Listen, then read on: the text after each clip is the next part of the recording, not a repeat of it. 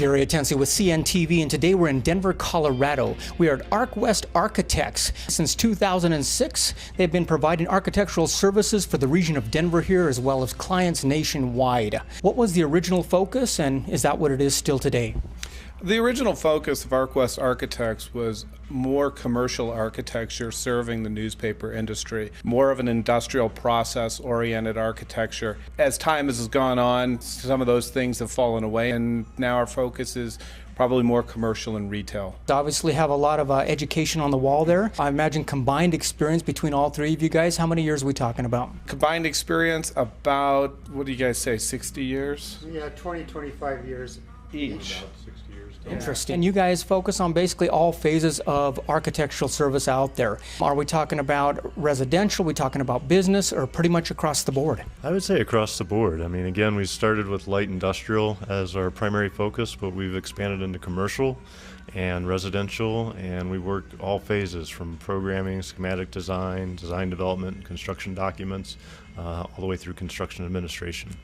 Wonderful. What are some of the manufacturing projects you guys have worked on here recently? Currently, we're working on a project for the Colorado Department of Transportation up in Kittredge. We also have a project with Jeppesen Commercial down in Centennial, and we're working on several retail developments on East Colfax, all across the board with commercial projects. First step of the way here, we're talking about feasibility studies that take place. How important are those, and does that pretty much keep you on budget and keep you on time? Really gets us going in keeping us on budget, keeping us on time. You know, the feasibility study is really how we help a client understand what they're going to build, how much it's going to cost, so that they can determine exactly what they want to do. Then we go into the schematic drawings and start getting down, I guess, visual onto paper, correct? Yeah, exactly. I guess with the schematic design, really, we're taking the master plan that we've developed in the feasibility study and starting to flesh it up, start working through the details of how it's going to be built.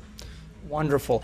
When you sit down and put the master plan together, obviously that first consultation with the client, I imagine, is very important. You guys are pretty much known as being able to listen to the client and get across their vision and hit the timeframes they're looking for. Yes, that's exactly right. A project is often defined on the level of questions that are asked. We like to pride ourselves on asking the right questions and helping a client understand what their design concepts are. Not only is it nice seeing something hit paper like that, I'm sure for the client, they have something in their mind, their vision of what they want for their organization or company, but obviously the production details are there as well, so you guys make sure and hit the regulations and all the other things that they need out there. What we initially try to do, along with the feasibility study and the overall project, is to do a code analysis to make sure that the project meets local building code requirements, and that's going to be a fit. And sometimes with retrofits, that's more challenging than with a new building. A new building, you can design it and you meet the codes, you just design according to code.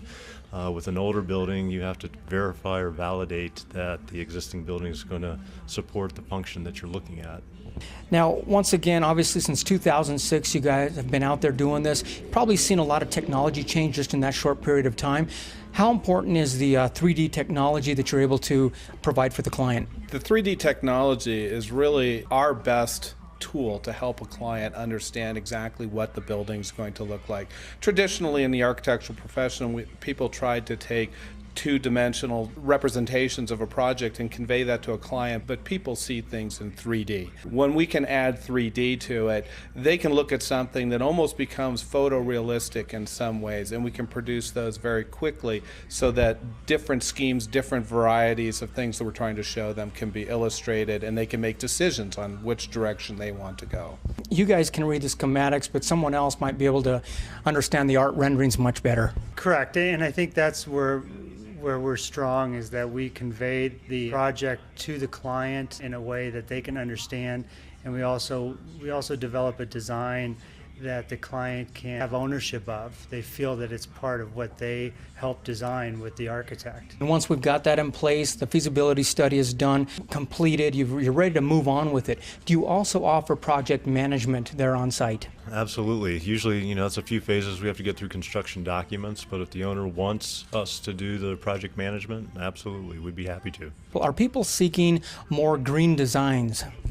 Yeah, a lot of people are seeking more green designs. You know, green has become part of people's reality. Everyone recycles. Everybody is thinking about the environment. And there are things we can do with buildings in the construction industry that go along the lines of green without actually calling it a green building or a certified building. It's basically making the right decisions on your building so that if you can be green, if you can do something for the environment, you are, and you're not going in the opposite direction.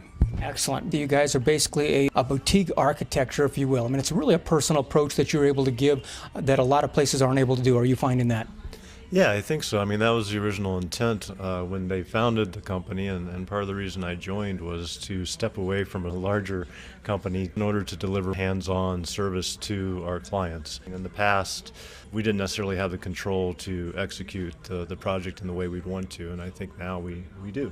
Folks, keep in mind their website is at the bottom of the screen right there as well as their contact information. What you're going to find there on their website is a team with quite a few years of experience that can put together a study for you, sit down with you and listen to what your needs are, and then decide how feasible it is to move forward with the budget that you've allowed for it. Obviously, guys, no job too big or small. Which one do you actually get more satisfaction out of a lot of times? Is it the biggest projects or the smaller projects? I think that it doesn't matter whether it's a big project or a small project. As the economy rebounds, we're getting a lot of calls for residential work, and that's a very important part of our portfolio. We're located in the Highlands neighborhood, a lot of activity in this part of Denver, but I think it's picking up citywide.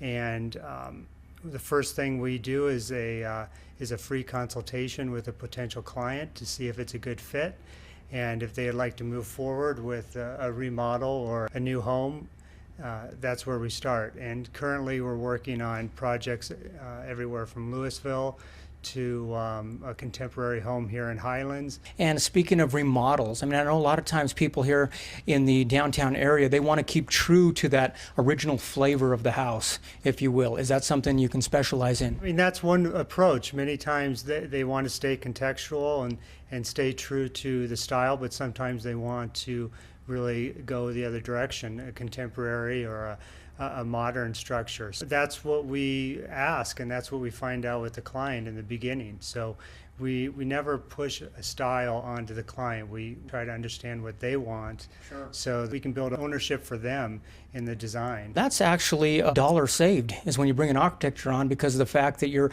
pre-planning it and you don't want any surprises. Well, that's true, and also in most Denver neighborhoods, depending on the type of residential project, an architect is required, along with various engineers, depending on what the scope of work is. Wonderful. You're also going to find there a lot of referrals they have out there, and different phases, everything from the manufacturing to residential to company, you name it. You pretty much across the board hit it all very well. Share with me some of the different building design types you've worked on here recently. The most recent project that I've worked on is the Jeppesen facility, which Kevin had mentioned. It's a printing facility, print-on-demand printing for aeronautical charts and approach plates that most pilots that would be in a cockpit would use. It's about a 2,000 square foot space with a press that was about 80 feet long. Yeah. Interesting. And any other one you'd like to share? I think the two projects that I would highlight at this point that we've worked on is recently did a residence up in Louisville, and it's just a small remodel, and that's, kind of shows the more boutique end of our company. And then as well, Kevin and I were both working on due diligence for a light industrial facility slated for the business park up in Lafayette. So, excellent. Once again, folks, you can see their contact information is the bottom of the screen right there as well. Check them out. They're on the Better Business Bureau out there as well. Real easy to get to in Denver to serve their regional customers as well as nationwide clients. You're going to be speaking with you guys when they come on board and decide to bring you on. That's correct. When you're dealing with one of us, you're dealing with the entire company. Each one of us takes projects individually, and then we are on the project from beginning to end, cradle to grave. So when you get to know us, you get to know your architect. Get to know your architect begins with a phone call. Their phone number's at the bottom of the screen right there. And the first step is that consultation where you discuss a little bit about what you've got and what you're hoping to achieve, either in a company, in a building, manufacturer, industrial, residential, you name it. And what they'll do is decide if you're on budget, and they make sure you're going to get it done on time. That's correct. Wonderful. This is Gary Atencio with CNTV. And if you don't know, now you know.